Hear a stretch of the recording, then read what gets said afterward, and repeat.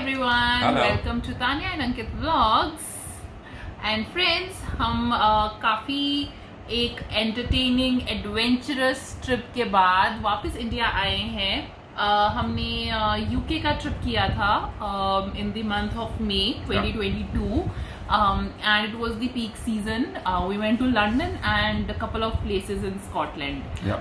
So हमने उसके vlogs भी डाले हैं, तो आई एम होपिंग कि आपने वो व्लॉग्स भी देखे हों एंड एंजॉय करे हों, but if not we will link the vlogs here, so please check it out. काफ़ी सुंदर जगहें के हमने वीडियोस क्लिप्स डाले हैं, so please let us know कि आपको वो कैसे लगे। So this video is a little informational because हमें था कि for every traveler who is going to UK ये एक ऐसी प्रॉब्लम है जो फेस करेगा, हमने भी फेस की थी बिकॉज हम चाहते थे कि हम एक कार रेंट करें यूके में और खुद ड्राइव करें। तो हमने काफ़ी रिसर्च किया क्या करना चाहिए, कैसे करना चाहिए, क्या रूल्स होने चाहिए।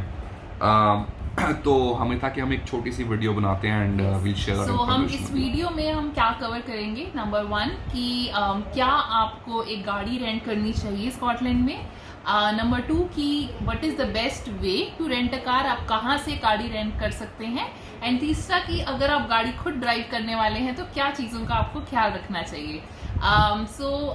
बिफोर वेस्टिंग टाइम, तो let me get into the first point कि क्या आपको गाड़ी रेंट करनी चाहिए।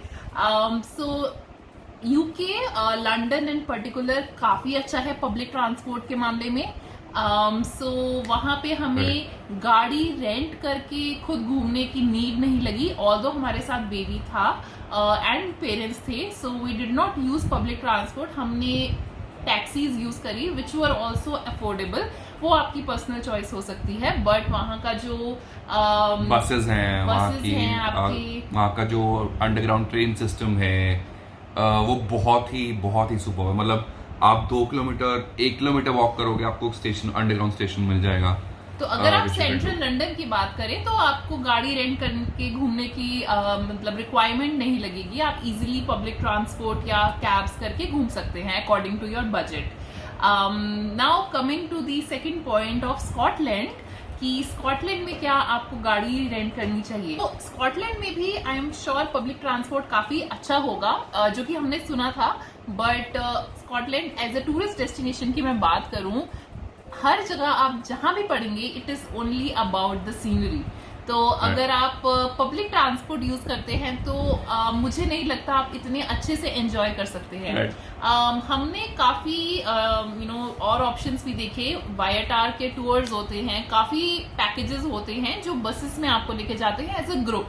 अगर आपको वैसी माहौल लेना है कि आप 20 लोगों का ग्रुप साथ में जा रहा है, रुक रहा है, एंजॉय कर रहा है, तो वो आपके लिए बेस्ट ऑप्शन हो सकते हैं, बट वो भी मुझे काफी एक्सपेंसिव लगे बिकॉज हम 4 एडल्ट्स थे। अगर आप 4 एडल्ट्स के हिसाब से एक टूर बुक करेंगे तो it will be equally expensive for you, it will not be a cheap option. But honestly I think जब हम गए, हमने कार रेंट की, मैंने तो एटलीस्ट कहीं नहीं देखा कि कोई बस ऐसे बीच में रुकी हुई है या they are stopping in the middle to let people out and see, because like Tanya saying कि पूरे रास्ते में तो there are couple of very scenic highways, जैसे एक A82 आता है, एक NC500 आता है, लाइक वेरी सीनिक हाईवेज। वहाँ पे आपका मन करेगा आप कहीं भी गाड़ी रोक लो, तो वो फ्लेक्सिबिलिटी नहीं मिलेगी, आपको बसेस एंड टूर्स में नहीं मिलेगी। तो I would suggest best way to see Scotland is आप खुद ड्राइव करिए, एंड इट्स नॉट डिफिकल्ट। मतलब लोगों को डर लगता है कि फॉरेन कंट्री में आके हम ड्राइव कैसे करें, हमें भी लग रहा था, हमारे लिए भी काफी न्यू था। सबसे पहले तो अगर आपके पास इंडियन ड्राइविंग लाइसेंस है तो आप इजीली ड्राइव कर सकते हैं, आप इजीली रेंट कर सकते हैं, कोई प्रॉब्लम नहीं होती आपको। कुछ लोग इंटरनेशनल ड्राइविंग लाइसेंस लेते हैं बट उसकी रिक्वायरमेंट नहीं है, कोई एक्स्ट्रा एफर्ट करने की जरूरत नहीं है, just take your Indian driving licence and आप वहां पे गाड़ी हायर कर सकते हैं। राइट। सो यस, स्कॉटलैंड में गाड़ी हायर कीजिए and enjoy your travel. Right. आप गाड़ी रेंट कैसे कर सकते हैं? गाड़ी रेंट करने के लिए अगर आप पूरे यूरोप की बात करें तो काफ़ी फेमस ब्रांड्स हैं, जैसे कि Aves, hertz, Europe car, enterprise on rental, काफ़ी आपने सुने होंगे। तो हमने भी इन्हीं ब्रांड्स के नाम सर्च करके हमने शुरुआत करी गाड़ी सर्च करने की। तो बहुत ही ज़्यादा हमें एक्सपेंसिव लगा कि it was like shooting our budget a lot. तो if you want to give you a price range, तो I think हम मई में गए थे. मई which was the start of the peak season. Start of the peak season. It wasn't the peak season. It wasn't the peak season. और हमें थोड़ी सी बड़ी गाड़ी चाहिए थी. We didn't want a hatchback. हमें थोड़ा सा mid size SUV कैटेगरी हम देख रहे थे. Yeah, so हमें 4 days का for example if I say for renting a good mid-size SUV, it was costing us around 1,30,000 Yeah, for a 130,000. automatic and around 1 lakh for a manual car. वो भी difference रहता है, price difference रहता है. Right. So which was a lot. So हमने थोड़ा और search करने की कोशिश करी कि ये तो काफ़ी ज़्यादा हो गया है. So the best way I found a good option was कि हमने स्कॉटलैंड में जिस शहर में हम रह रहे थे, हमने उस होटल जिस होटल में हम रह रहे थे इनफैक्ट उनके कस्टमर सर्विस होती हैं, उनके कॉन्सियराज होते हैं, उनसे कांटेक्ट करके उनसे पूछा था कि what is the best way. And frankly मैं बताऊं, अगर आप लंदन से कार रेंट कर रहे हैं, आप एडिनबरा से कार रेंट कर रहे हैं, तो आपके लिए मच चीपर होगा बिकॉज दैट्स अ हब. वहाँ पे काफ़ी ऑप्शंस रहती हैं. बट हम कार रेंट के ऑप्शन देख रहे थे इन्वर्नेस से, which is north of Scotland, जहाँ जो छोटा शहर है, इतने टूरिस्ट नहीं आते, ऑप्शंस कम थी, इसलिए हमें मे बी एक्सपेंसिव ज़्यादा दिख रहा था. तो इसलिए हमारे होटल कॉन्सियराज ने हमें सजेस्ट किया कि एक लोकल कार रेंटल कंपनी आप चेक करिए. इन्वर्नेस में एक काफ़ी अच्छी जिनके साथ हमारा एक्सपीरियंस रहा है, Focus vehicle car rental company, जिनकी हमने वेबसाइट देखी. ऑप्शंस बहुत कम थे. It is not as big as Avis या हर्ट्ज की बहुत ऑप्शंस रहेंगे. 2-3 गाड़ियों की ऑप्शंस थी जो हमारे इंटरेस्ट की थी. तो जो हमें सबसे सूटेबल लगी, हम we went right ahead and we got a good mid-size SUV for 4 days for ₹30,000 only. कहाँ हम 1,30,000 देने लगे थे for the branded car rental company where we ended up giving only ₹30,000. तो ये बहुत बड़ा कॉस्ट सेविंग था हमारे लिए when we were planning our trip. तो आई एम श्योर ये आपको भी काफ़ी इंटरेस्ट होगा. The only disadvantage was कि फोकस व्हीकल रेंटल जब हमें गाड़ी लेनी थी तो हमें एयरपोर्ट पे नहीं मिली वो गाड़ी. तो एयरपोर्ट से हमें उनके एक स्टोर जाना पड़ा जो कि हमारे होटल से आई थिंक 10 मिनट दूर था. तो हमें एक एडिशनल कैब लेनी पड़ी. तो वो आपको लॉजिस्टिक्स थोड़े देखने पड़ेंगे, but in the end that's a cheaper option. That's definitely cheaper. आप either you can, if you are renting a car from London और एडिनबरा जैसी major cities, then you can may be go for the big brands, आपके लिए सस्ता पड़ेगा. But if you are renting a car in Inverness, then focus vehicle rental would be a very good option for you. और मैं अगर सिर्फ process की बात करूँ तो we just went into their office. हमने उनको अपना लाइसेंस, ड्राइविंग लाइसेंस दिखाया. तो इंडियन लाइसेंस जैसा तान्या बोल रही थी वर्कड प्रीटी वेल. वो दिया. उनके पास गाड़ी की इंश्योरेंस जनरली ये कार कंपनीज करके देती हैं, आपको इंक्लूड होता है प्राइस के अंदर. तो आप डेफिनेटली चेक कर लेना, एक बार कंफर्म भी कर लेना. तो अगर कुछ गाड़ी ठुक जाए या कुछ हो जाए तो obviously insurance is very important, ताकि आपका बहुत बड़ा बिल ना है. तो गाड़ी की इंश्योरेंस हुई थी. उन्होंने बस एक फॉर्म पे साइन करवाया कि जो हमारा रेंटल एग्रीमेंट हुआ है, क्या है, कितना हम पे कर चुके हैं. तो that's the only document. There is no need of car insurance, there is no RC concept in UK. So that's it. They just took that, एक साइन करवाया उन्होंने and they gave us the keys. थोड़ा उन्होंने explain किया क्या है गाड़ी, कैसी है, कैसे रिटर्न करनी है, and we just took the keys and just started driving. And to talk about the add-ons, because मेरे फादर भी साथ में थे, तो हमने एडिशनल ड्राइवर ऐड किया था. तो इट्स नॉट लाइक कि आपने गाड़ी रेंट कर ली एंड कोई भी गाड़ी चला सकता है. आपको उनका नाम रजिस्टर करवाना पड़ता है कि कौन कौन ड्राइव करने वाले हैं, उनके लाइसेंस की कॉपीज रहती है. तो जैसे मेरे फादर ने किया था, तो उनके एडिशनल ड्राइवर के एक्स्ट्रा चार्जेस लगे थे, which was very nominal, around I think ₹1,000 per day के हिसाब से. 4 days के लिए हमें ₹4,000 हमें एक्स्ट्रा लगे, which was very nominal, and my father ended up enjoying the drive in Scotland a lot. Also, अगर आप बेबी के साथ ट्रैवल कर रहे हैं, जैसे कि हम हमारी 6 months old डॉटर के साथ ड्राइव कर रहे थे, so स्कॉटलैंड में if you are driving your own car, then a car seat for the baby is mandatory. So we did not take, हमने अपनी कार सीट नहीं लेकर गए थे इंडिया से, so we ended up renting it from UK. जो company से हमने रेंट किया था, मैं उनका लिंक भी आपको नीचे डिस्क्रिप्शन बॉक्स में दे दूंगी. Coming to the topic of क्या ड्राइविंग रूल्स आपको ध्यान में रखने चाहिए while driving in Scotland. Right. तो नंबर 1 की रूल इज स्पीड. जो आपकी स्पीड लिमिट है, यूके स्कॉटलैंड में लोग बहुत सीरियसली कंसिडर करते हैं speed limits. I know India में इतना ज़्यादा कोई ध्यान रखता नहीं है। तो आप जब कहीं भी जाएंगे, गाड़ी में जाएंगे, वहाँ पे स्पेशल साइंस बने होते हैं कि क्या स्पीड लिमिट होनी चाहिए। So you have to keep the car in that speed limit. So that's really important. And to add on to this, जैसे वहाँ की गाड़ियाँ काफ़ी ज़्यादा एडवांस्ड है, वहाँ पे सेटेलाइट नेविगेशन का ऑप्शन रहता है आपकी गाड़ियों में। एंड द कन्वीनियंस इज कि जैसे ही अगर रोड पे स्पीड चेंज होती है, द साइन चेंजेस, वो आपके नेविगेशन सिस्टम में भी चेंज हो जाता है। So you don't need to keep an eye on की बोर्ड्स आ रहे हैं, आप इजीली वो स्क्रीन में देख सकते हैं। आजकल मोस्टली सारी गाड़ियों में आता है। That's a good tip that you should definitely follow. आपकी स्क्रीन पे आ जाएगा क्या स्पीड लिमिट है। एंड अनदर टिप इज कि आप cruise control, if you are hiring a car, आप वो भी चेकआउट कर सकते हैं कि उसमें ADAS फीचर्स हो, क्रूज कंट्रोल हो। बिकॉज हाईवेज होते हैं, लंबी लंबी ड्राइव्स होती हैं, तो उस पर अगर आप स्पीड लिमिट सेट कर दोगे तो यू कैन इजीली ड्राइव, बहुत इजी हो जाता है लंबी ड्राइव्स करना। तो that's rule number 1, speed limit. तो जनरली जो मैंने देखा था कि हाईवेज के ऊपर 60 माइल्स पर आवर होता था, लेकिन जैसी सिटीज आने लगती थी तो 40, 30, इवन 20 तक जाता था। तो सिटीज के आसपास they generally keep the cars moving very slow, तो वो आप हमेशा ध्यान रखना। That's rule number 1, I think very very important. Number 2 rule है आपका वेरी फेमस राइट ऑफ वे, जो कि मुझे तो बहुत डिफिकल्टी हुई अंडरस्टैंड करने में, but Ankit was very confident चलाने में। So we stay in Chandigarh, और आई डोंट थिंक इंडिया में और कोई सिटी जहाँ राउंड अबाउट्स है।